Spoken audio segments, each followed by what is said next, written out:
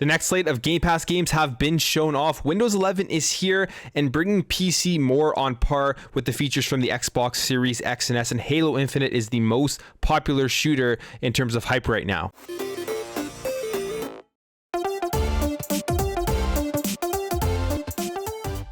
So we have the next slate of Xbox Game Pass games that will be coming soon to both console and PC. And there are two, I think, major games in here that people need to keep their eye out for, and it's going to bring a lot more people over to Xbox Game Pass. That is Back 4 Blood, which is the Left 4 Dead spiritual successor. It's a really fun game. I've played the beta for it. It is awesome, and it really makes you feel like you were playing Left 4 Dead back in the day. And then you have Destiny 2 Beyond Light, which is now going to be available on PC, and you're going to have people being able to play Destiny 2 cross-platform with Xbox gamers. Now, besides those games, there are a couple other ones. They're smaller, little more niche games. I don't know too much about them, but we got this one here, which is a totally accurate battle simulator, which just, I mean, exactly as it sounds, right? You're just battling and building armies and taking on different factions and stuff like that. I think a lot of people have actually played this game before, so it could be like a interesting, funny game to watch. Then we have Ring of Pain, which is like a card rogue-like style of game where you build up your deck and it's a roguelike game where you got to go through dungeons and get through and all that kind of stuff. And then there is the Rift Breaker, which looks pretty cool because it's like a base building action RPG style of game. So, I mean, this one actually seems pretty interesting, one that I would potentially check out at some point. Got The Good Life, which is like a story detective style game. Not my style of game, but I mean, hey, if you're into this, you have this available. The Procession of Cavalry, which I guess is just another story-based game. And yeah, you can see it's definitely unique compared to some of the other games that are coming out there on that list, where it's just kind of point and click and you're going through the story. And then Visage, which is a horror psychological thriller game that just watching some gameplay of it has me pretty creeped out as you're going through the house. Kind of reminds me of the PT demo that came out way back on the PlayStation 4, and going through the house, not knowing what's behind you, not knowing what's behind a door and stuff like that. So that's what this reminds me of. Now, besides that, all of these games, even including Destiny, because currently right now you can play Destiny on Xbox and on cloud, but they're all being released on cloud, console, and PC. So jumping over here to Windows 11 and Xbox Game Pass. So Windows 11 is now available. If you have a capable PC that will get that free upgrade, you can check, and then you can upgrade to Windows 11. And if you're buying a new one in the future, it will be coming with Windows 11. But the great thing about this for gaming is that it's going to bring Windows 11 PCs on par with some of the features that are currently available on the Xbox consoles, including auto HDR and direct storage. So auto HDR really just gives you that upgrade in terms of the colors and brightness and the high dynamic range for games that don't have HDR. And if you have an Xbox console and you've seen this implemented, it really does make a difference. It makes games look brighter, makes them look nicer. So it's cool to see this being implemented on PC. I think people will be happy to have this on their PC, and they will notice that difference when playing games.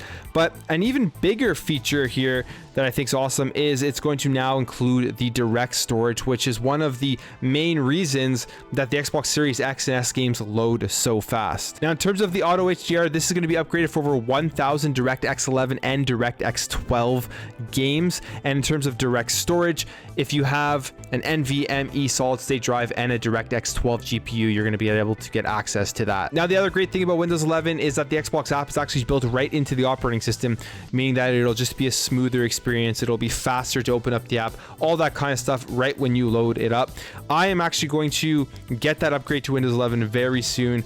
Just gotta make sure I have some downtime on my PC in case anything happens, so that I can still be up and running and making videos if the install and all that kind of stuff takes longer than expected. So we just finished the third tech test weekend for Halo Infinite, and we ended it off with being able to play Big Team Battle, which was just a ton of fun. Such an awesome game mode. So many organic videos already coming out of crazy things happening within the game.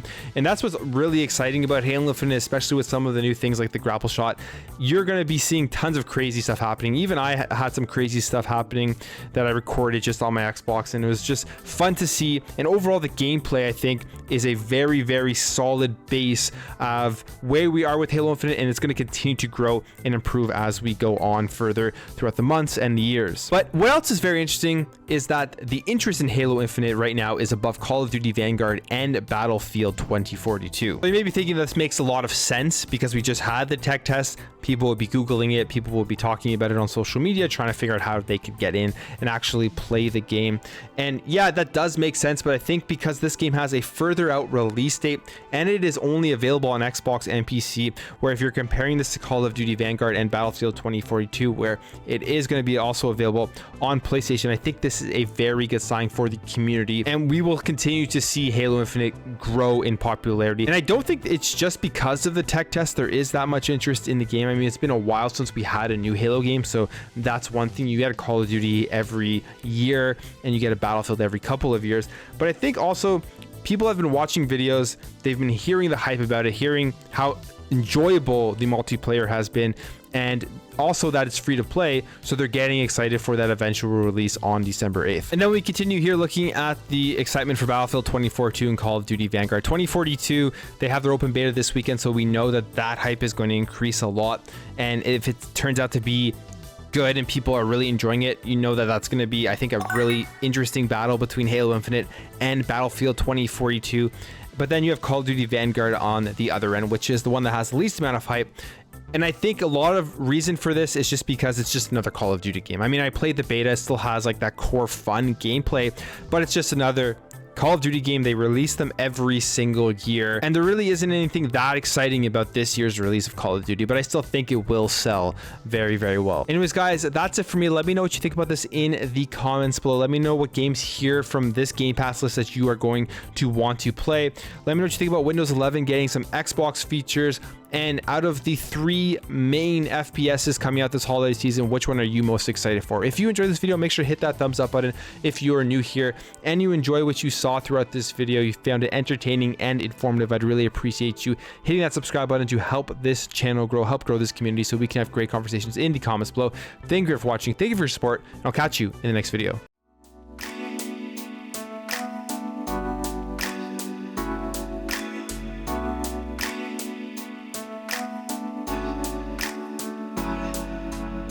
We'll be right back.